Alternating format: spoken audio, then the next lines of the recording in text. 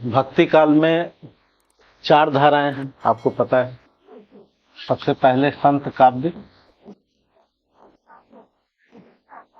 जिसको ज्ञानाश्रय भी कहते हैं, और जिसमें कवि का नाम है कबीर। एक तो ये काव्य है। दूसरा है सूफी, जिसको आप प्रेमाश्रय कहते हैं, और इसमें पढ़ना है जायसी को। इसके बाद पढ़ना है कृष्ण काव्य, जिसमें सूरदास को पढ़ना है। और चौथा है तुलसीदास, जिसको राम काव्य आप कहते हैं। तो चार धाराएं पढ़ने और चारों की विशेषताएं भी जानने, तो सबसे पहले अगर हम देखें कि भक्ति एक प्राथमिक विशेषता है, और भक्ति का मतलब है ईश्वर के प्रति श्रद्धा और प्रेम से ईश्वर को याद करना। तो भक्ति यहाँ पर निर्गुण है, यहाँ भी निर्गुण है। ये सगुण भक्ति और ये सगुण भक्ति। अगर हम चारों को एक साथ देखें तुलनात्मक स्तर पर, तो दो निर्गुण भक्ति है और दूसरा है सगुण भक्ति। निर्गुण का मतलब ये हुआ कि आंशिक रूप से यहाँ सगुण भी होगा। हम लोग आगे कबीर में देखेंगे कि कैसे ऐसा है। दूसरा प्रेम, प्रेम की विराट कल्पना,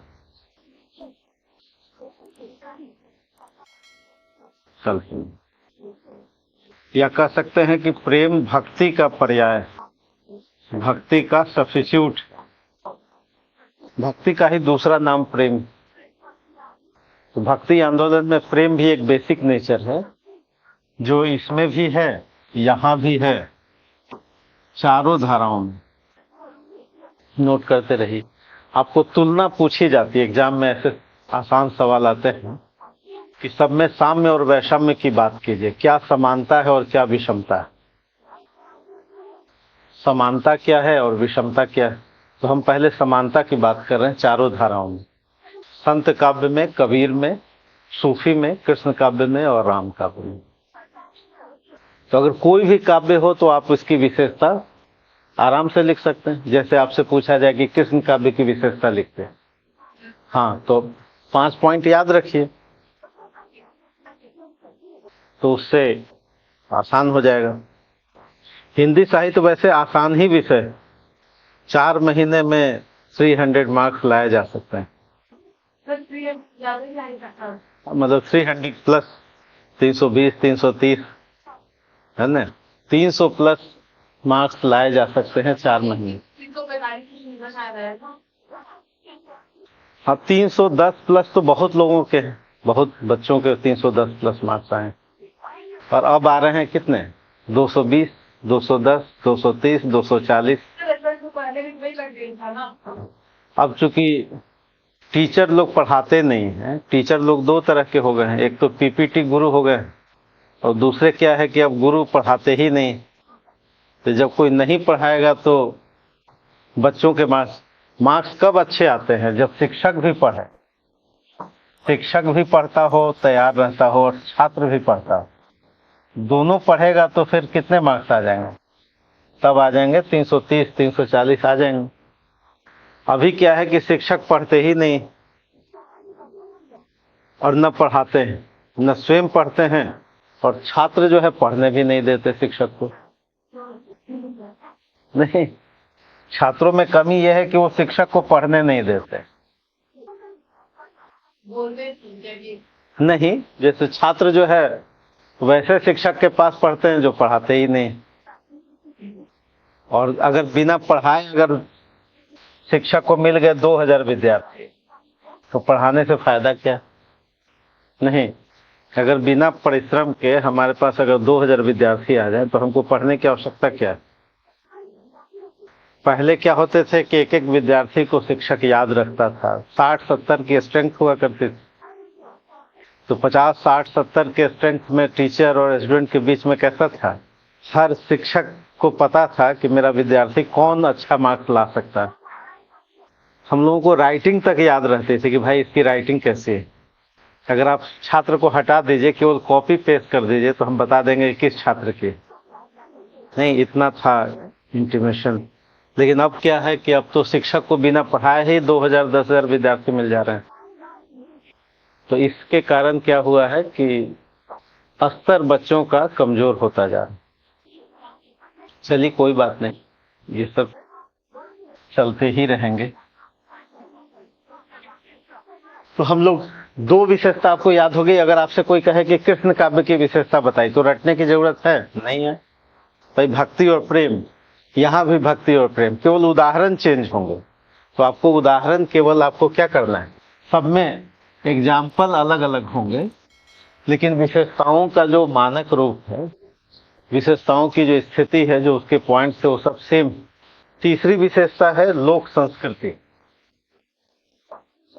लोक संस्कृति की प्रतिष्ठा। लोक संस्कृति की प्रतिष्ठा कबीर में भी, सूफियों में भी, सूरदास के यहाँ भी, और राम काव्य में। तो आपको केवल ये पॉइंट्स याद रखना है, सब में लिख सकते हैं, केवल अलग से 5 उदाहरण सबका एक जगह कॉपी में लिख लेना है। चौथी बात, प्रकृति चित्र, प्रकृति का चित्रण। और ये प्रकृति कैसी है? लोक प्रकृति। लोक प्रकृति का चित्रण संत काव्य में भी, सूफी काव्य में भी, कृष्ण में भी और राम में भी। जो आम जनता से जुड़ी हुई प्रकृति का भी 2 नजरिया है। एक तो सामंतवाद प्रकृति में किस लिए जाएगा? शिकार खेलने के लिए नहीं। जो सामंती, जो राजा है, वो जंगल में क्यों जाएगा? शिकार खेलने के लिए। लेकिन जो जन समाज का हिस्सा है, वो प्रकृति के साथ उसका जीवन मरण का संबंध होता है ना। तो रचनाकारों ने अब राम के लिए, जब राम जंगल में है, 14 वर्ष वनवास में है, तो प्रकृति के बीच में है और प्रकृति के साथ है, सहजीवन। वहां के नदी से, वहां के पेड़ों से, वहां के पक्षियों से उनकी दोस्ती, उनको दाना खिलाएंगे, उनके साथ रहेंगे। लेकिन जो सामंती नेचर का आदमी होगा, वो क्या करेगा? प्रकृति में जाएगा तो आखेट करेगा, शिकार करेगा। प्रकृति चित्रण। 5वीं विशेषता है लोक भाषा। लोक भाषा, यहां पर मिश्रित भाषा है। लोक भाषा में यहां पर अवधी है, यहां पर ब्रज है, और इनके यहां अवधी और ब्रज दोनों। लेकिन लोक भाषा तो है ही। लोक भाषा पर बल। आपको एक जगह ये लिख लेना है, और इसके में फिर क्या करना है? उदाहरण याद रख लेना है।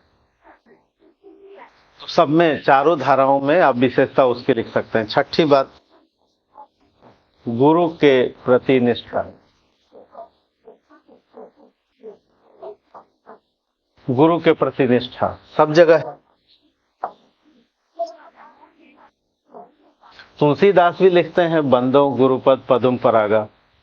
और कबीर तो लिखते ही हैं, पीछे लागा जाई था लोक वेद के साथ, आगे से सतगुरु मिलिया दीपक दिया हाथ, या गुरु गोविंद दो खड़े काके लागू पाए। 6 विशेषता। 7वीं विशेषता एक और लिख लीजिए। सब लोगों ने समाधान दिया है, मानवतावादी समाधान। मानवतावादी समाधान। सब लोगों ने समस्याओं का समाधान भी दिया, मानवतावादी समाधान। और ये सब जगह मानवतावादी समाधान। कितनी विशेषता हो गई? 7। और एक और विशेषता लिख लीजिए, सामंतवाद और शास्त्रवाद का विरोध।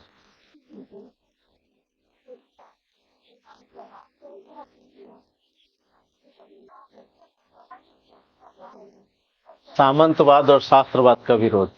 और वो संत काव्य में भी विरोध किया गया, सूफी काव्य में भी विरोध किया गया। सूफी काव्य में सामंतवाद का प्रतीक कौन है? अलाउद्दीन।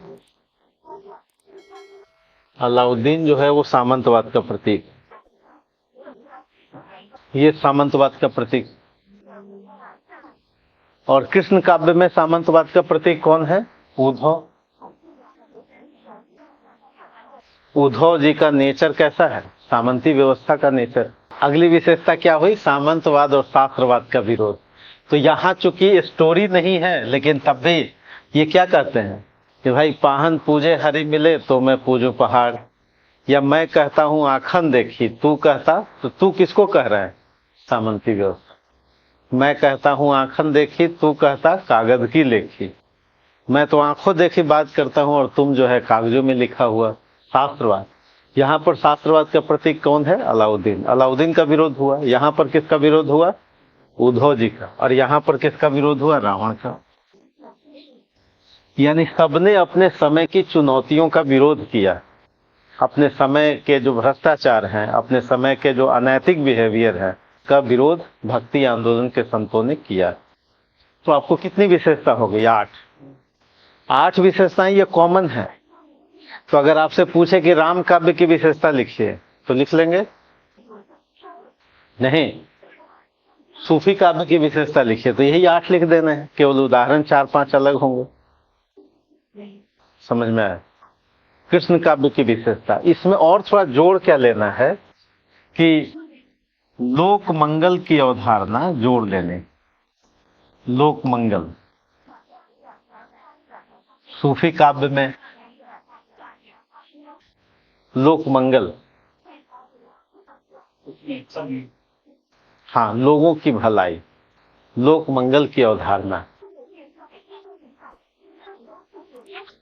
और यहां पर एक टर्म आता है लोक रंजन, इसको जोड़ लेना। लोक रंजन, लोक मंगल सब में रहेगा। हाँ, सब में रहेगा। और लोक रंजन केवल किस में रहेगा? कृष्ण काव्य में। बाकी सब में लोक मंगल रहेगा। तो कितना आसान है, सबकी विशेषता आपको पता चल गई। अब एक बार आप घर में जाके देखेंगे तो याद हो जाएगा। पहली विशेषता क्या है? भक्ति पर बल।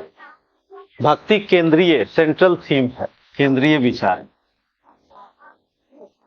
भक्ति क्या है? केंद्रीय विचार। दूसरी विशेषता क्या है? प्रेम की विराट कल्पना। तीसरी विशेषता है लोक संस्कृति की प्रतिष्ठा। चौथी विशेषता है प्रकृति चित्रण। पांचवी विशेषता है लोक भाषा, गुरु के प्रति निष्ठा, मानवतावादी समाधान। और किसका विरोध किया जा रहा है? सामंतवाद और शास्त्रवाद का विरोध। ये बेसिक विशेषताएं हैं 8 जो सब में कॉमन है। और फिर लोक मंगल की अवधारणा। लोक मंगल मतलब सबका भला हो, सब सुखी हो, सबका विकास हो, प्रतिष्ठा और अवसर की समता सबको मिले, सामाजिक आर्थिक राजनीतिक न्याय सबको मिले। जो आपका प्रियम्बल है बाद में चल करके, जो भारत का जो सांस्कृतिक विचार है, जो सांस्कृतिक बोध है, उससे प्रभावित है प्रस्तावना। तो याद हो गया? संवैधानिक मूल्य। हाँ, बिल्कुल बिल्कुल। आगे चल करके संविधान का जो निर्माण है, संविधान का जो दर्शन है, वो भक्ति आंदोलन के आंतरिक जो विचार है, जो उसके जो मूल्य बोध है, उससे प्रभावित है। तो कितना आसान है याद करना। नहीं हो गया?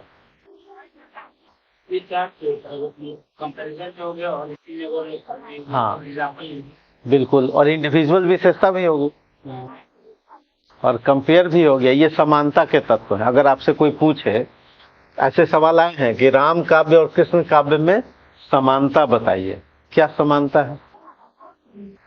या कहा जाए कि निर्गुण और सगुण में क्या समानता है? ये दोनों निर्गुण है और सगुण, इन दोनों में क्या समानता है? तो ये सब बातें क्या है? समान है। ये सब बातें समान। तो बहुत बार ये सवाल पूछा गया है। इसमें कौन कौन से सवाल हैं? संत काव्य और सूफी काव्य की तुलना, कृष्ण काव्य और राम काव्य की तुलना, ये 2 सवाल। तीसरा सवाल है निर्गुण और सगुण की तुलना, है ना? तो 3 सवाल जो अलग अलग पूछे जाते हैं आपको। ये 8 पॉइंट अगर आपको याद है तो ये सब समानता के तत्व, इक्वल पोजीशन। ठीक है, अब हम थोड़ा सा देखेंगे असमानता क्या है। ये सब तो इक्वल बातें, समान बातें, लेकिन कुछ क्या होंगी? असमान बातें भी होंगी, क्योंकि सब अपने अपने नेचर से अपनी अपनी आवश्यकताओं के आधार पर लिख रहे हैं। तो इसको